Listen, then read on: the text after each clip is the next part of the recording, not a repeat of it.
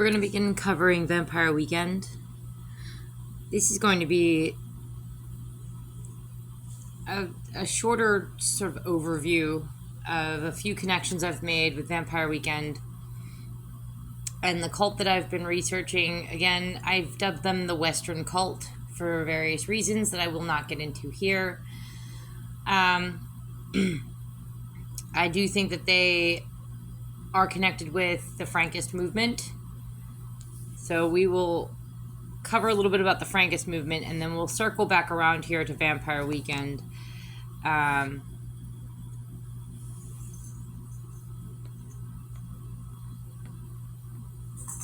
So the Frankist movement, here's a little bit about them. Actually, let's come up here. So I would suggest go and find this article if you can, fortress.net/Frankists. It's got some useful information in it.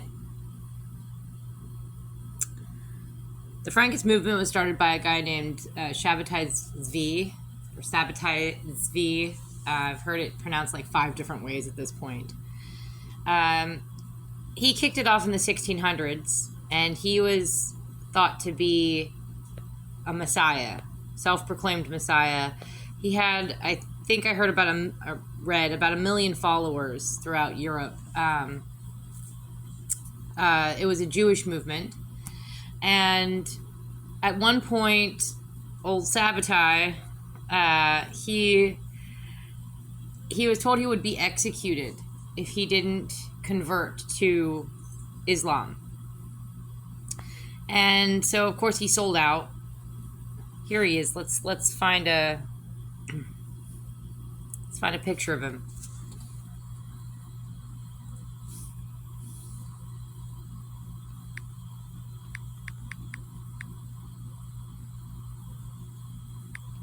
I don't remember how he's.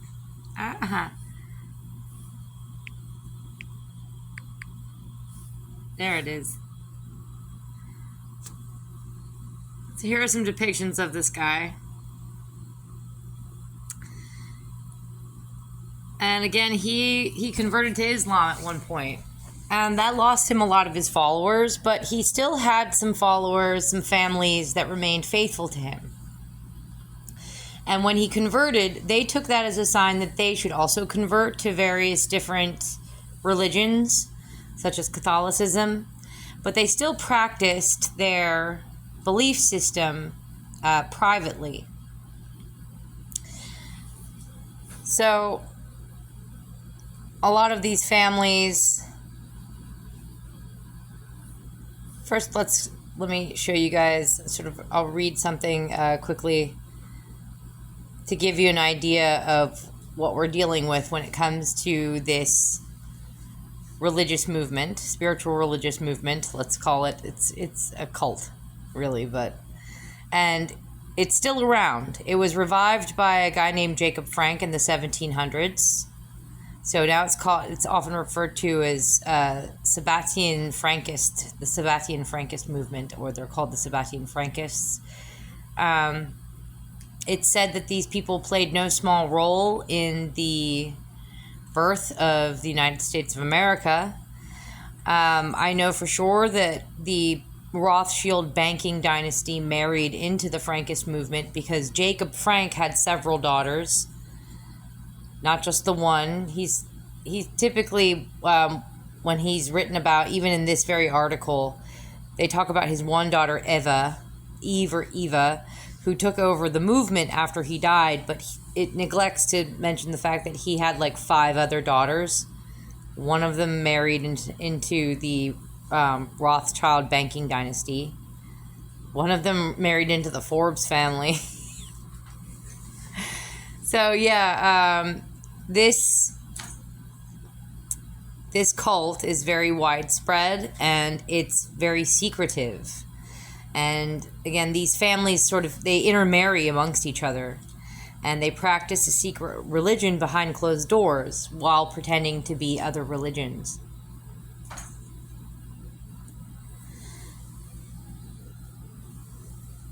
So let's see. In recent years, there has been some effort made among Jewish revisionists, historians, to more or less rehabilitate Sabbatai Zvi as a kind of proto-Zionist leader. So the ideas behind this belief system are sort of picking back up again, is what I'm hearing here and there. And they practiced a sort of sexual spirituality. First of all, they had one belief that was very much an idea of redemption through sin. So again, this idea of doing the worst things you can do to find enlightenment. And the worst thing you can do is rape a child, commit incest and rape of your own child. So that's what I think they're ultimately engaging in.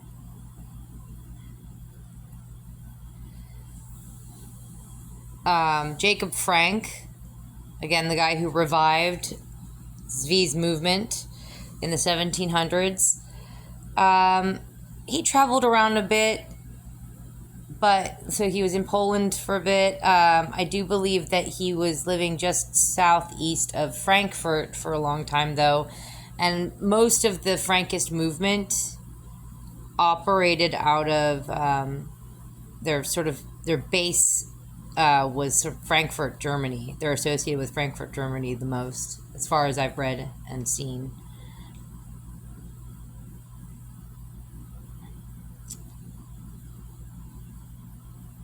And I'm kind of looking for a specific passage that I wanted to read to you guys, but I think I basically gave you the overall idea. They are a Kabbalistic spiritual movement. They are a cult.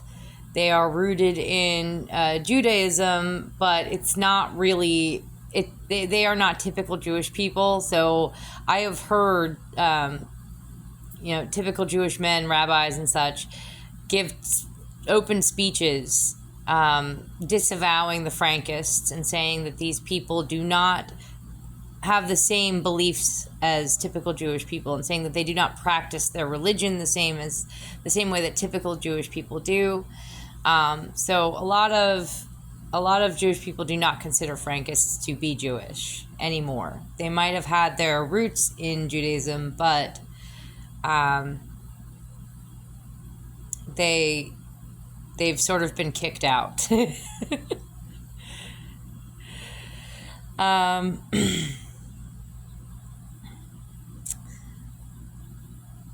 But keep that in mind. That's very important. Their Jewish roots, the fact that they believe in redemption through sin, they believe in finding enlightenment by engaging in some of the most degrading, worst things that you can do.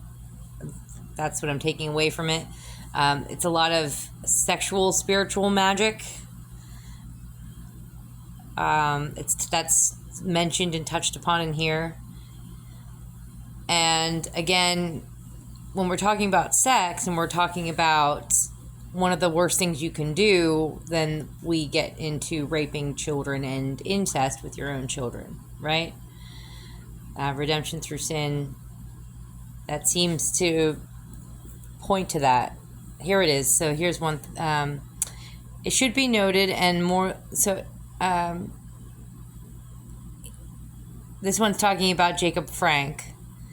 He languished there in a prison. He was in prison for 13 years. And then he relocated to Germany, which then became the seat of the Zoharist movement. So, oh yes, they are also associated with the Zoharist movement, with the Zohar. Yeah. It should be noted, and more than in passing, that Baron Frank's sexual movement among the Jews coincided with the birth and flourishing of the so-called Hellfire Clubs of England and France, the elect Cohens, and later Martinists of France, and other communities with similar ideas and practices of sacred sexuality. So it's this idea of sacred tantric sexual rituals, And again, I have to remind you that if we're talking about redemption through sin, and we're talking about people who believe in doing some of the worst things that you can do to reach enlightenment, then we are talking about incest and child rape. All right? Just to be clear about that. So let's have a look at what some of these families did. As I mentioned, a lot of the Frankist families went underground. And they changed their names. They converted to other religions like Islam and Catholicism. They changed their names, for example, to, we have a group that moved to Ireland and changed their names from Maher to Maher. Like Bill Maher here. He is likely from what they're called is crypto Jews. Crypto Jews are families that are Jewish, were Jewish, and they change, and for various reasons, not just because, let's say, they're practicing a secret Kabbalistic form of Judaism behind closed doors that involves, sick sexual acts. Not necessarily because of that. Any Jewish person who pretends to be a different religion, even if it's just like to save their own lives because they happen to be in a climate where they could be murdered for being Jewish, those people are called crypto Jews. So let's pull that up here.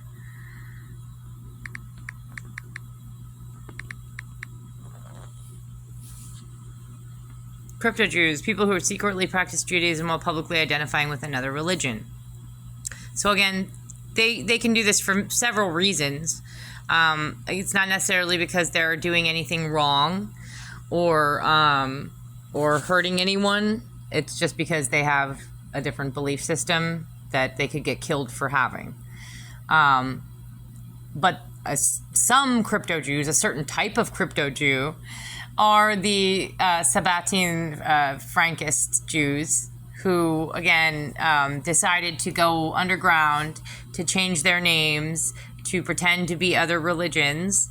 And again, I say, a typical Jewish name, particularly think of Maher Amschel Rothschild. So Maher is a typical Jewish name, not just a first name, but it's not just a given name, but it's a surname as well. Maher, name, origin. German, Ashkenazic Jew. So you'll see a lot of connections with Germany, with Judaism and Germany. So remember the Frankist movement. A lot of it was based out of Frankfurt, Germany. Jacob Frank settled in Germany.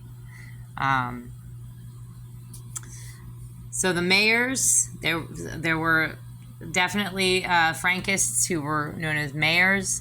They moved to Ireland. They converted to pretended to convert to Catholicism, and they changed their name to Maher, like Bill Maher. This guy.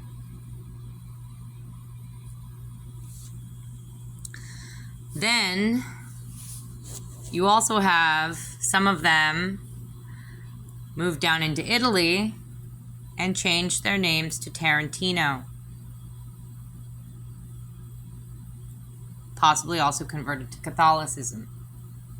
Openly, at least, publicly converted to Catholicism, whilst again practicing their own private belief system underground. I have already been over the genealogy of Quentin Tarantino. You can trace his ancestors back into Italy. It's interesting that his Italian ancestors have the same names as certain Frankist families that I've read about that also moved to Italy and changed their names to that name. To these names. First and last names, exact.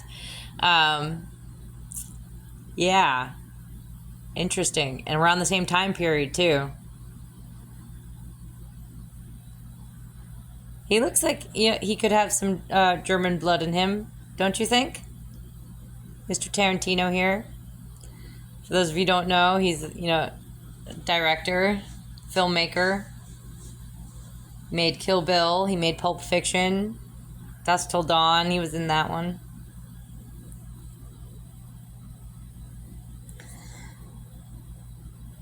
Then, of course, you guys already know I've been mentioning this dude, Ze Frank. He was the president of BuzzFeed Motion Pictures. He has a series on YouTube called True Facts.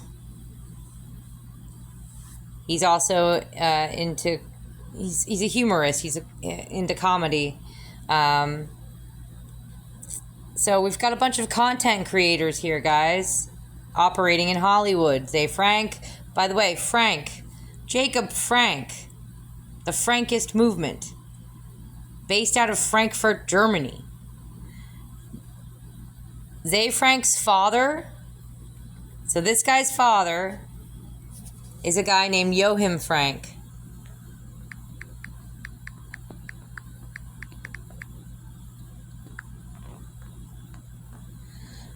Joachim Frank is from Germany. He's from a little town, again, I'm going to butcher the name, I don't remember how you pronounce it, Siegen, something like that. This guy's a Nobel Prize winner. Let's look it up. I think it's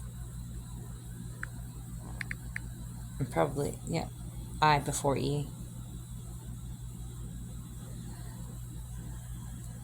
Let's have a look at how close this place is to Frankfurt, Germany. I believe I worked it out at one point, and it's roughly maybe about an hour and a half drive from Frankfurt. There we go. It's roughly the distance from Philadelphia to New York City. Not very far. Between 1 and 2 hours.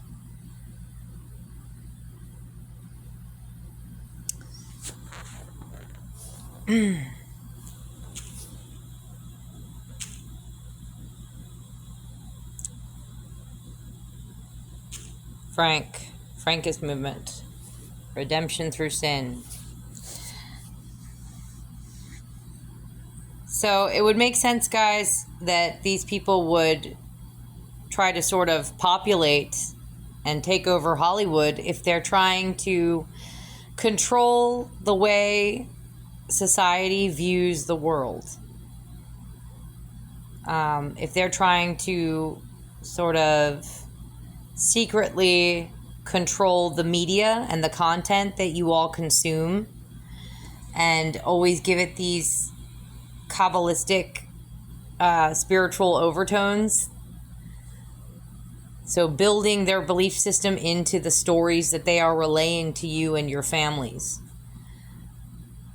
Sort of controlling the narrative, the box through which you see the world and think about things.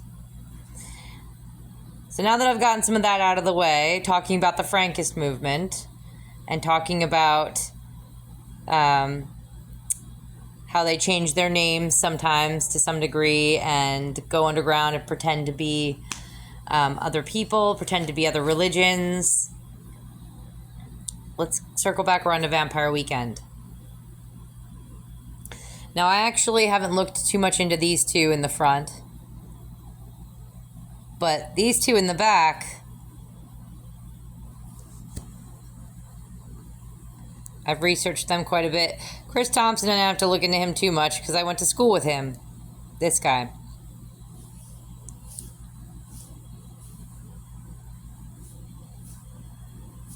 There he is. Douchey McDouchebag. Look at them. No, I'm not a douche. It's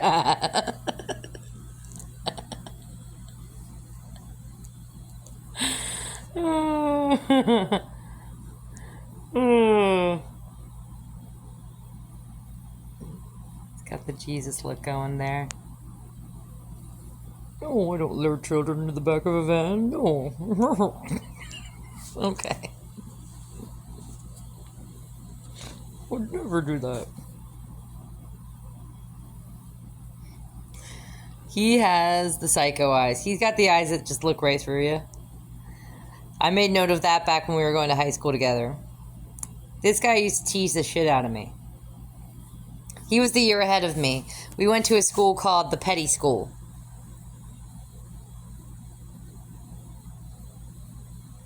in Hightstown, New Jersey. It's about a couple hours away from my hometown, Cape May, New Jersey.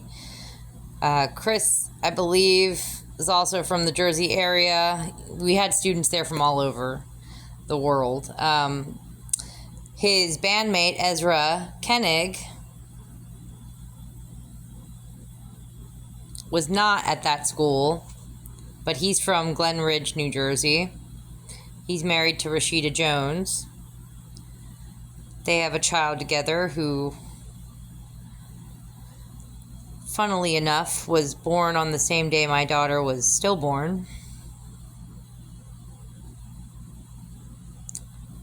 Funny little connection there.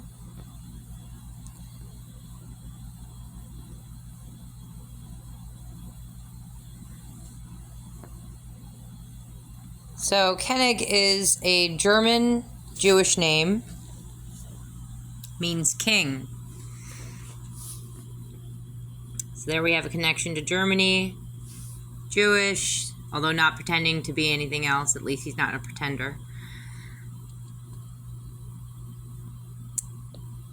Chris Thompson always gave me the creeps. I should just mention that.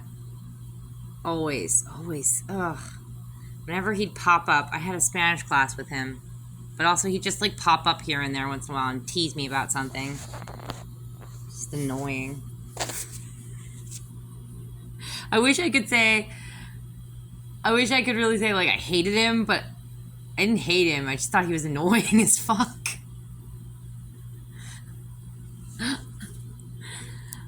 So it wasn't even that. He wasn't even worth listening. That much passion in me. It was just like, ugh.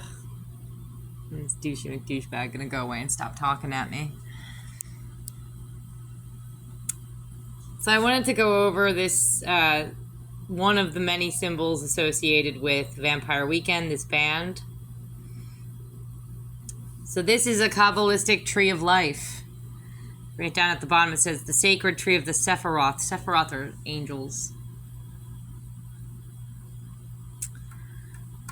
What do we have there at the top? Oh my. It's a frog.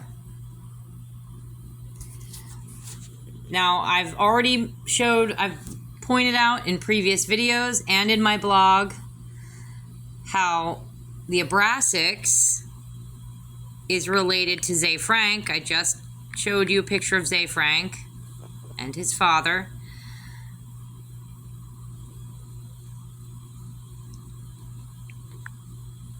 Here's a picture of the Abrasics. It's a Gnostic demiurge deity. It's been around for at least a millennia. It was worshipped in ancient Greece. We've also found depictions of it in Egypt. It was around in ancient Egyptian times. So you can see it was carved on amulets. Now the Abrasics was written about by Carl Jung. Carl Jung was a famous psychologist. He has his work in the Library of Congress. And what Carl Jung called the Abrasics, he called it the god of frogs or toads. The brainless is the uniting of the Christian God with Satan. His nature is like the flame. He is like Eros, but a god. Eros is only a daemon.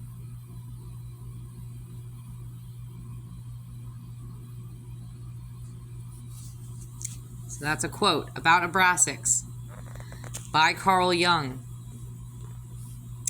The god of frogs or toads.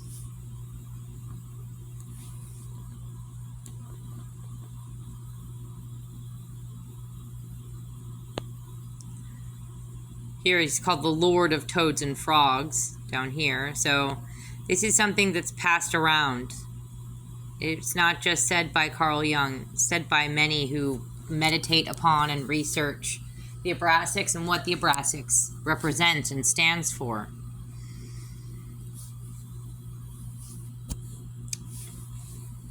So we're going to circle back around here to, again, the Vampire Weekend symbol.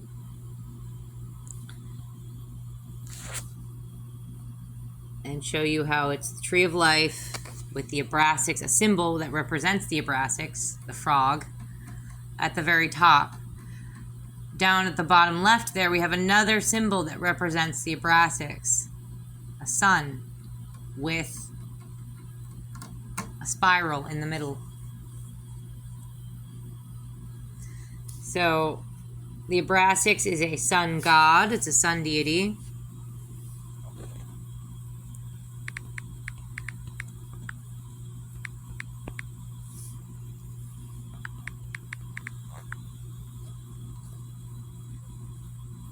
Abraxas was also the Persian sun god, and in Syria he was a form of Io, aspect or name of Yahweh, Yahweh, or Jehovah. So you can see there, right there, he's associated with the Christian god Yahweh.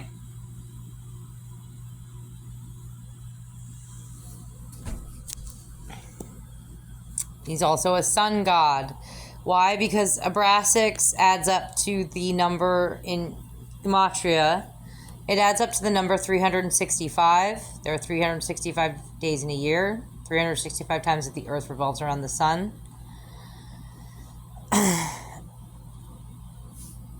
That's one of many reasons. We'll show you some images.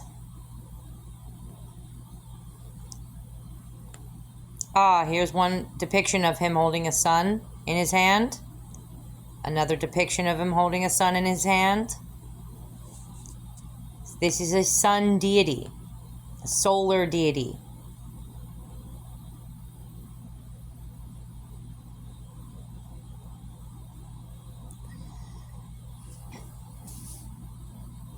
He's also associated with the spiral. Let's go back and, well, you can see it.